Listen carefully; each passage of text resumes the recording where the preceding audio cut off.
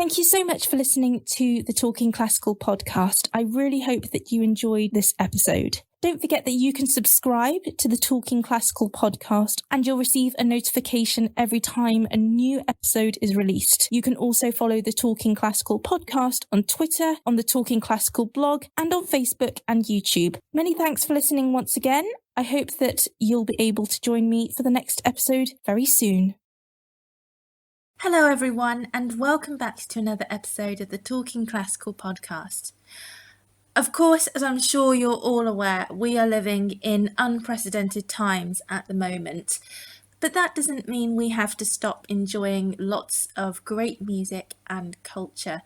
And this is also a great opportunity to be catching up on all the podcasts that I've been meaning to do. I am so excited to be able to present the interviews that I have got lined up for you over the next few months or so. And for this episode, I'm really pleased to be able to share this discussion that I had with acclaimed concert pianist and host of the award-winning series Living the Classical Life, Zsolt Bognár. I say discussion because Zsolt actually said in the recording that he doesn't like using the word interviews, which you'll hear a little bit more about later. And of course, this is a great time to be able to watch Living the Classical Life. So I would urge you all to go and watch these fantastic conversations. It's a fantastic series in which he talks to some of the world's leading artists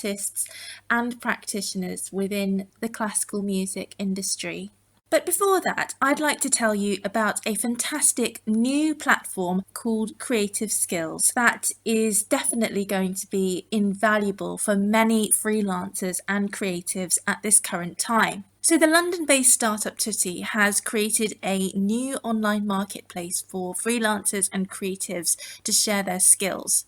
As I'm sure many of you are aware, many thousands of creatives have lost their work owing to the coronavirus pandemic. As shown by polls done by the Creative Industries Federation, a third of the creative workforce comprises freelancers, and over 50% of them have had 100% of their work cancelled during these times. But there are millions of people self-isolating around the world, and of course have the time to learn a new skill from the comfort of their homes. That's where Creative Skills comes in. Creative Skills offers a one-stop shop for anyone looking to learn a new craft, continue their creative journey, support artists, find collaborators, or be inspired to take up something new. It's free to sign up for, and there are zero commission charges on bookings through the site. So if you're a creative looking to advertise your skills, why not create a free profile today? Or for anyone who is looking to learn a new skill, book a living room concert, or learn music during these times, you can also book through this website. For more information, please go to creative-skills.sharetribe.com and the Tutti website, which is tutti.space. You can also follow Tutti on social channels. But now I'm really pleased to share my recording that I did with Zsolt Bognár last week. We talked about the making and the behind the scenes of Living the Classical Life, as well as the research processes and the organisation that goes into making the videos happen. We also talk about ways in which Zsolt talks to the guests on his show, how he makes them feel comfortable and at ease in a place to be able to open up about their experiences. With all this technology and everything that's happening now, I mean, I think it's a bit of a double-edged sword, isn't it? Well, absolutely. I've been hearing people express that there's never been a better time to be sheltered in place because you have access to communication through video with anyone around the world who has a connection, and to have great music available online or through YouTube. It's remarkable. And of course, I, being the collector that I am, I have a whole library of recordings and movies and books. So in a way, for me, this has really been not forgetting what a terrible situation this is globally. It's also been an introvert's dream for me, where I can just be inside, catch up with my life, catch up on work, my projects, in as much as I can control those things when I can't control the world situation. Yes. I guess that leads us quite nicely onto living the classical life and all your interviews, which now with all this free time that we have, everybody can binge watch. Do you think that you could tell us a little bit more about the interviews that you've done for Living the Classical Life, what the series is about, and how you got involved with the series? Well, first of all, it's been a great privilege to have had the feedback from people around the world in their position being in lockdown or quarantine, to have a chance to sit down and listen, in some cases binge watch Yeah. Living the Classical Life, which to me amazes me, because it being an online format, as with your wonderful series, wouldn't you agree that we don't always have a sense of the audiences that we're reaching? And Well, I mean, you can see the stats on, whatever platform you use, but you can't, you can't actually see the people, can you? So, exactly, and you can't necessarily quantify the impact on their lives. But we've, in fact, heard feedback from listeners who told us that this is one of the things getting them through this difficult period. And in one case, there was a woman who told us this was the thing getting her through. So we were tremendously moved and touched by this, and grateful that we have an opportunity to have a mission to help people, not just in their musical lives, but in hopefully a humanistic message. And to me, in a way, this is surprising given how the show began, which was totally accidentally. I never had the idea, let's have a show and I'm the host. There was never such a proposition. I trained in Cleveland to be a pianist. I had a wonderful teacher who has now become very famous, Sergei Babayan, mhm. whose students have included Daniil Trifonov, who was my upstairs neighbor in my old apartment building. And I really wanted first and foremost to be a performer, which I still in some capacity consider to be my main calling, although things have really become busy with the show and its mission. And I Yeah. also manage a concert series on the east side of Cleveland. But really the start of the show was when I wasn't sure what would happen next after graduation. I did my undergrad and graduate degrees with Sergei, and I thought, well, that's fantastic, but that doesn't necessarily signify the start of a career. How do I get there? Through what means? How do I ensure that I have a stable musical life? Do I go on and get a doctoral degree so that I can teach in an institutional setting? Do I go and participate in lots of competitions? Well, for me, I always felt that competitions were not where I was really excelling. I didn't feel like I was the type of pianist who could do consistently well in them. And I didn't feel that artistically that was opening the door for my greatest creativity, for better or for worse. I think in retrospect, if I could do it over, probably I would have done more competitions, not to win them, but for the opportunity to really mobilize a great amount of repertoire in a short amount of time and to perform it under pressure. I think there are some valuable things about competitions. But aside from that, I said, how does one really build a sustainable performing life? And so I started asking these questions of colleagues and friends I admired who were just a few steps ahead of me in terms of this pathway. And I started getting some feedback, participating in this myself, whether it be participating in certain festivals, meeting certain people, learning certain types of repertoire, and setting up certain types of concerts.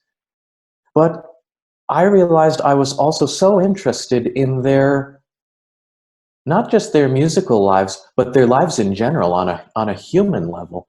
And I couldn't stop hearing about how they overcame their own self-doubts, any adversity that came up, any of their challenges. I couldn't stop hearing these stories, and I have to say that I also grew up as an interview listening junkie. On National Public Radio here in the United States, there are fantastic programs. Terry Gross on Fresh Air. There was the Charlie Rose Show back when that was going.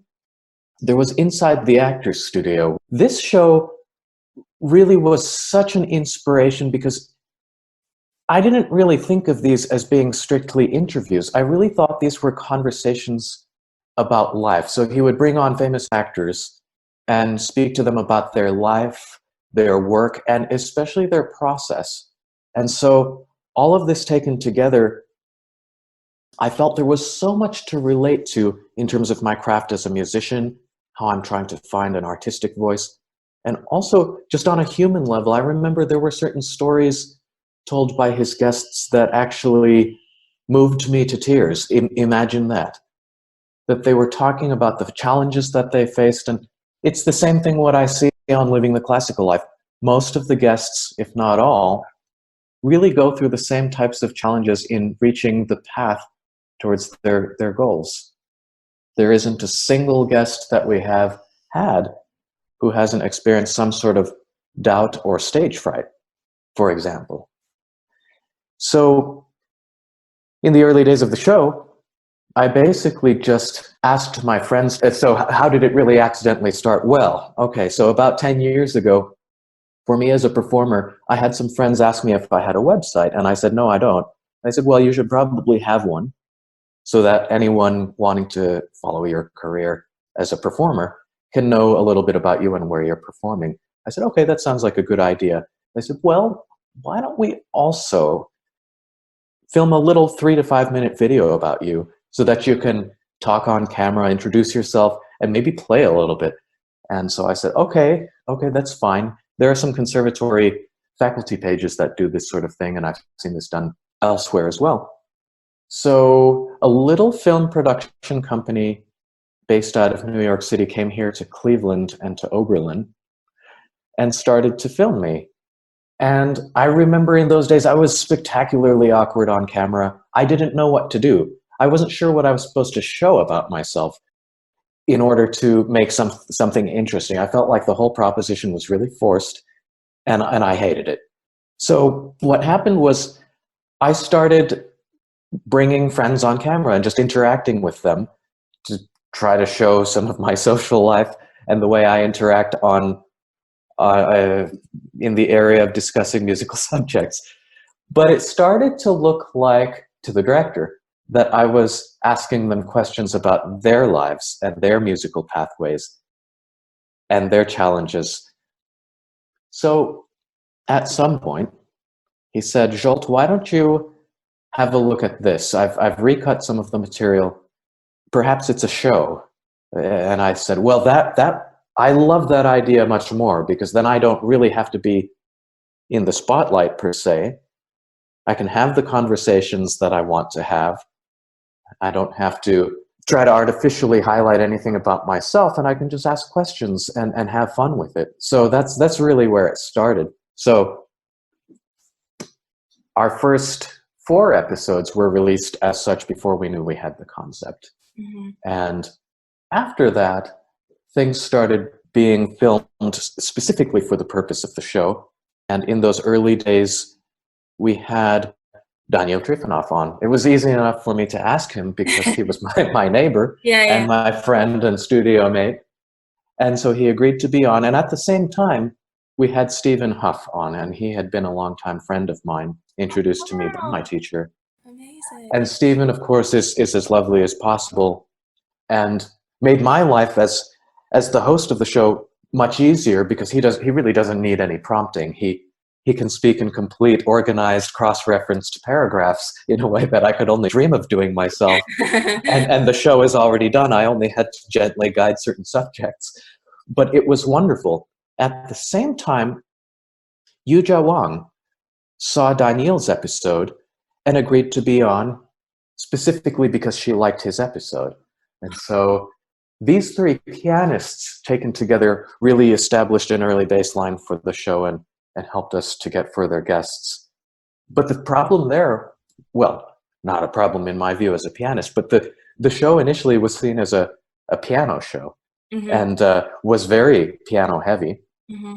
So in subsequent years, we've really tried to balance telling the stories of not just instrumentalists, but singers and conductors. Mm-hmm. And outside of the world of performers, we also have journalists, recording producers, and presenters, because these are also crucial perspectives in keeping the musical world alive. Yeah. Recently, we also filmed our first non-classical guest. This was a Broadway singer, Melissa Errico.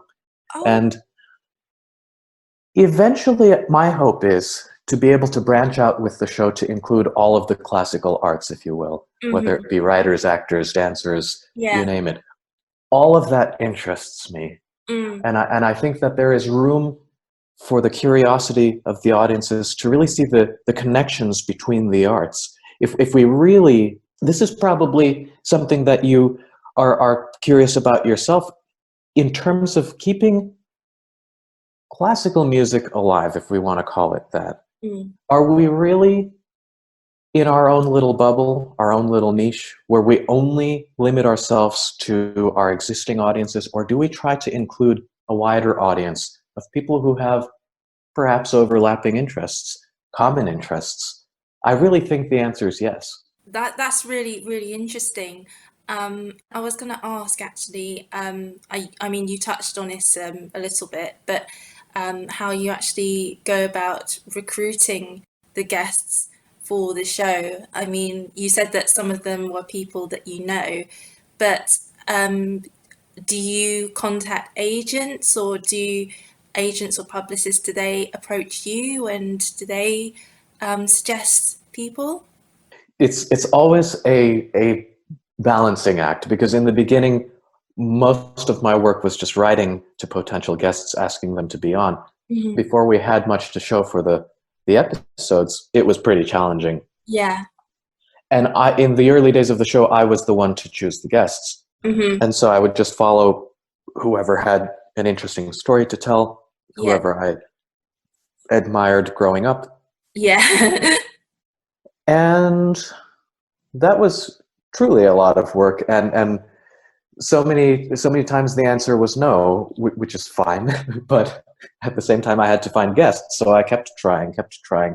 And I would write really lengthy letters of introduction to try to qualify what we were trying to do. There came a turning point when Joshua Bell's publicity team contacted us. That was the first time that a guest reached out to us wanting to be on the show. And so after that, it started to shift in the direction that people wanted to be on the show. But for a long time after that, it was still, a lot of the people we contacted still would say no. Today, I have a team of writers, and for the most part, they are doing the research on the guests, and they are contacting the guests. So I don't single-handedly get to decide that anymore.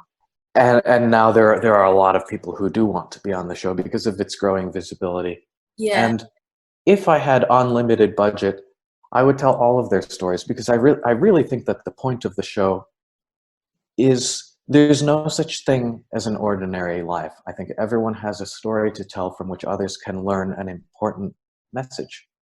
And I think we can inspire each other. And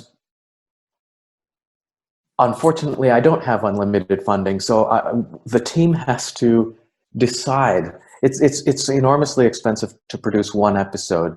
With this film series, we have studio cameras, we have a lighting crew, and we have a sound crew, and then there's the production side and post-production. So we really have to choose to find a nice balance of guests and content. You said that you have a team of writers.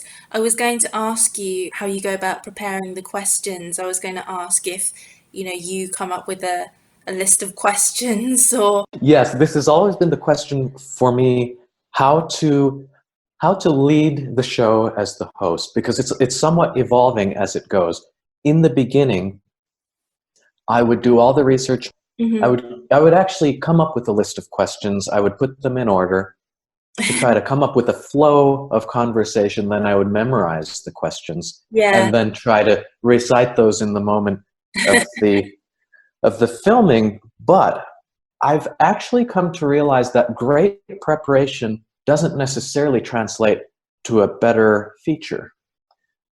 Good listening factors in, and really just enjoying the conversation, just showing curiosity about the guest. I really can think of instances where my preparation was heavy and I really felt on top of my material, but I thought that the end results seemed rather stiff and formal and just not my ideal vision. So I sometimes come up with general subject headings of what I think might be interesting to ask of a particular guest, and I will still do a lot of research to know their background, but I think it's way better to just have an organic conversation, to see what comes up, and that way it doesn't really feel like an interrogation, which is why I resist the word interview so much. I'm so allergic to the word interview. In fact, I almost get upset when people say, "Oh, you're a great interviewer." I say, "Oh, well, okay, thank you."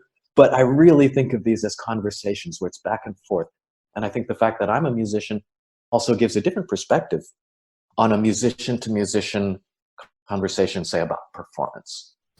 Absolutely. And I was actually going to say that you just have this wonderful way of just making everyone you interview feel really relaxed, and you just provide this really safe space for them to, like we were saying earlier, open up about their experiences, and also without also being too interrogative as well. So I mean, where do you find that balance then? Well, thank you very much. I do think that one of my number one talents is to try to make people feel comfortable, and I think succeed in most cases. There was one instance where I found it challenging with one of our guests, but I do think that a certain demeanor, almost as a performer, as the host of a show, there are certain ways that you can create that safe space and establish a trust and a direct connection if you speak from the heart and really give your own examples as a lead-in to try to, for example, I usually ask long enough questions and reiterate them during that question in a couple of different ways that I give them enough time to consider their answer before jumping in. I really try to probe an in-depth answer, and I really try to sense how far they will go. And so I will pose a concept in such a way that they can take it as far as they wish. And if I feel like they want to probe, then I will continue to go in that direction. And that is somewhat a conversational skill. It's almost an act of performing. Yeah.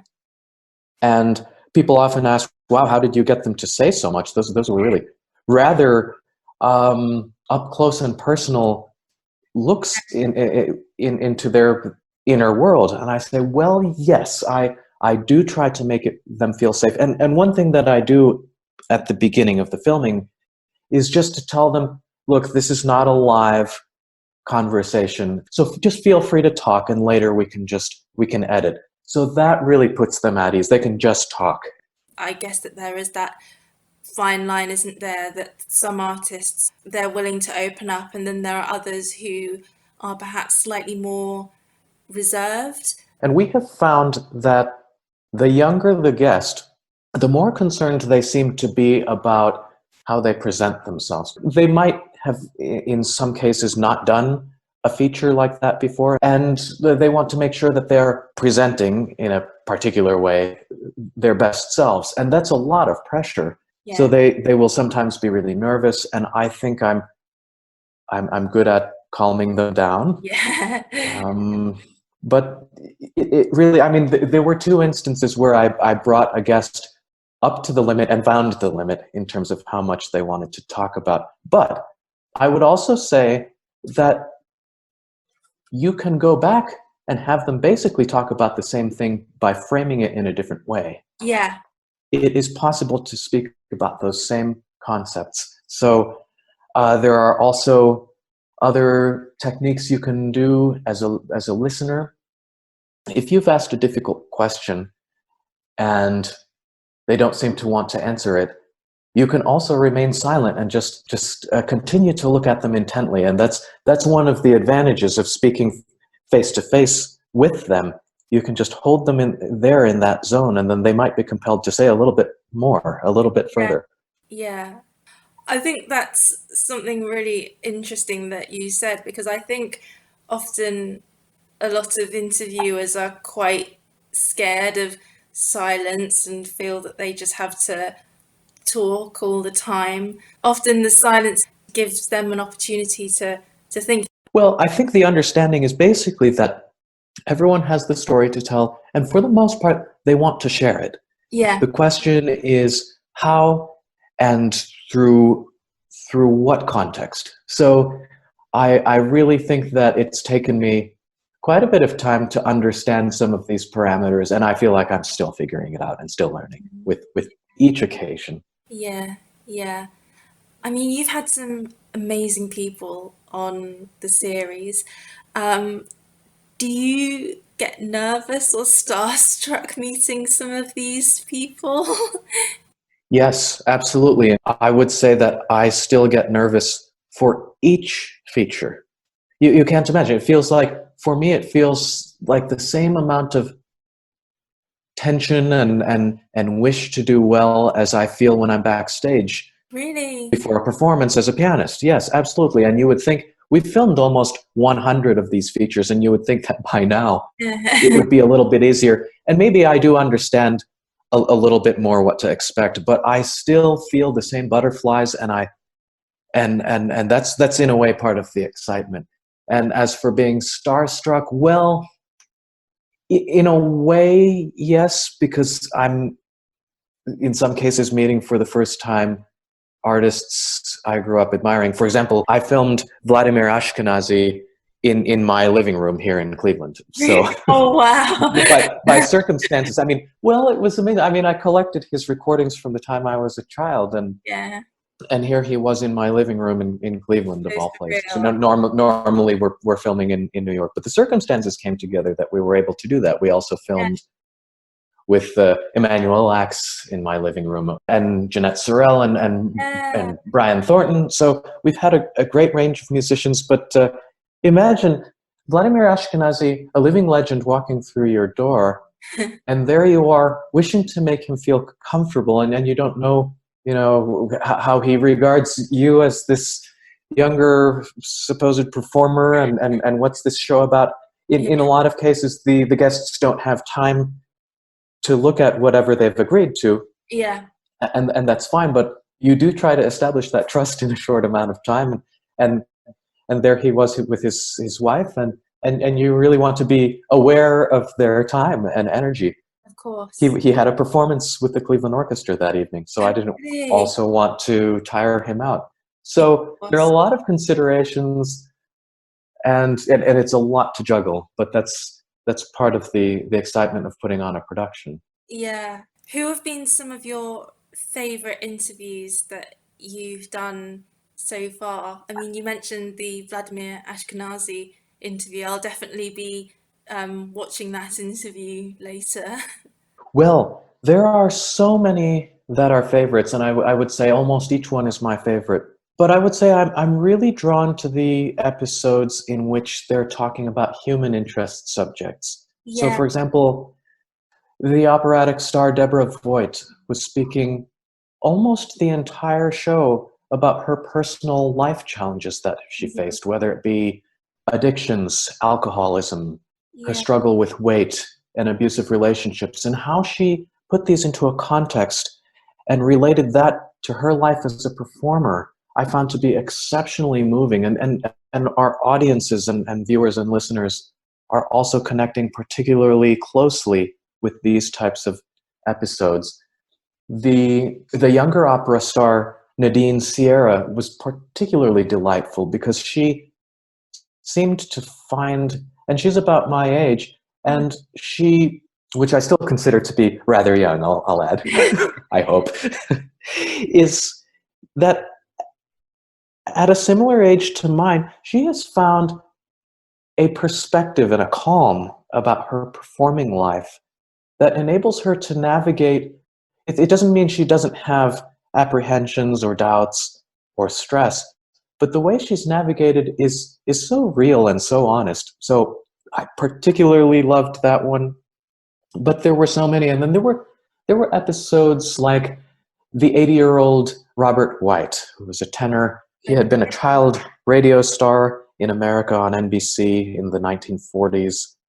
And he basically told stories from his entire life. And so we presented it more as a biographical feature in a way. So we had archival recordings and photographs.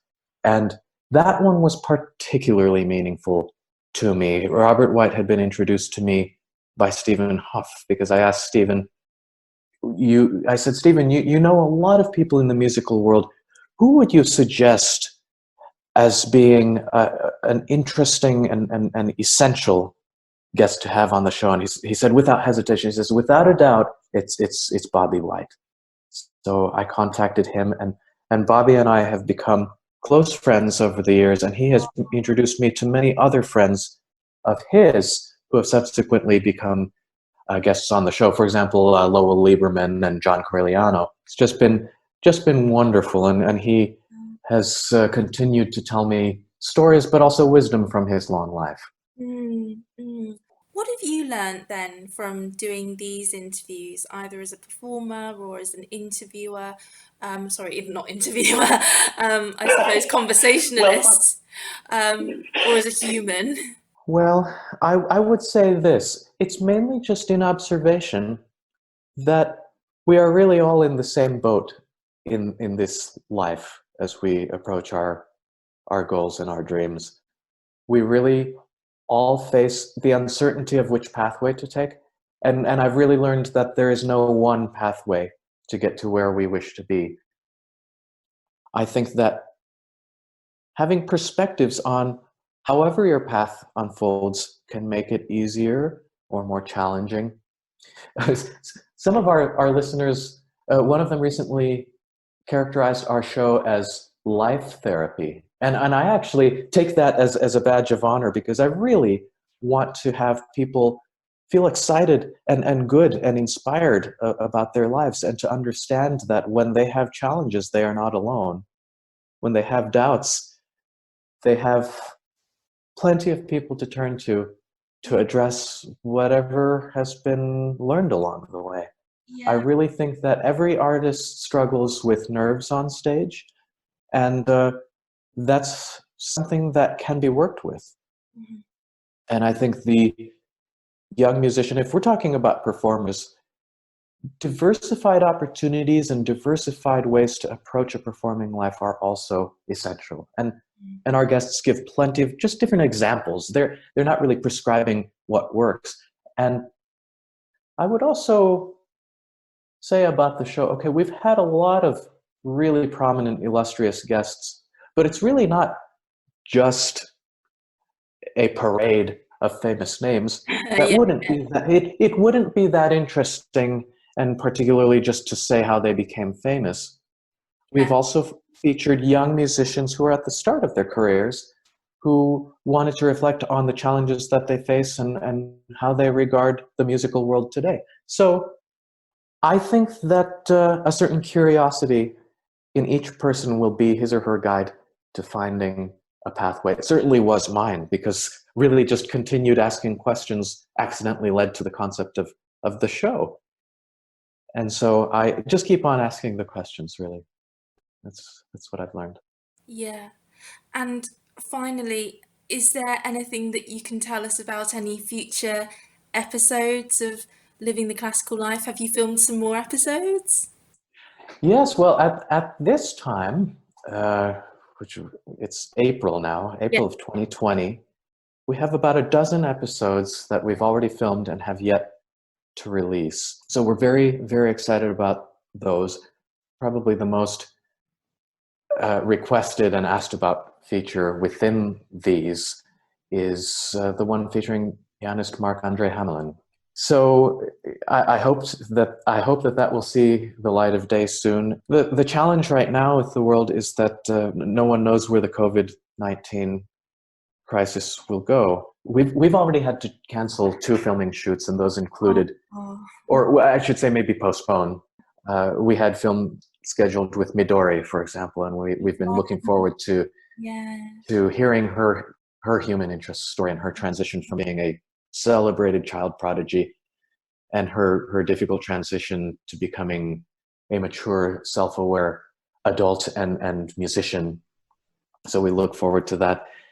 And well, I'm really looking forward to exploring more subjects for our audiences. I hope to never repeat myself too much, although the same questions and concerns presented to each artist will always lend totally different worlds of answers. And I hope certainly that the balance of my life, which has been very busy outside of the piano, I hope that the balance will also allow me more time for performing, because Yeah. that's really one of my true passions. So where can people access Living the Classical Life? Well, there are two main ways.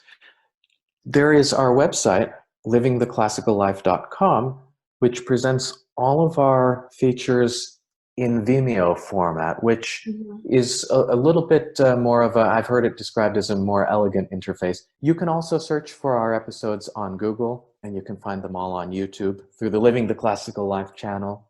And you can also find us on Facebook and Instagram. Fabulous. Well, I'm sure many listeners will look forward to watching your episodes over these next few months or so. So there you have it. That was my discussion with Zsolt Bognár. Wasn't that really fascinating? Well, I am so excited to confirm that next week I am going to be talking to the acclaimed American baritone Thomas Hampson. Yep, that's right, you heard it here. I can't believe that this is happening. This has been in the pipeline for such a long time, and we're finally making this happen. So I will definitely be releasing that interview next week. So do make sure that you listen for that very special interview. But for now, stay safe, keep washing those hands, and I hope that you'll be able to join me next week. Bye for now.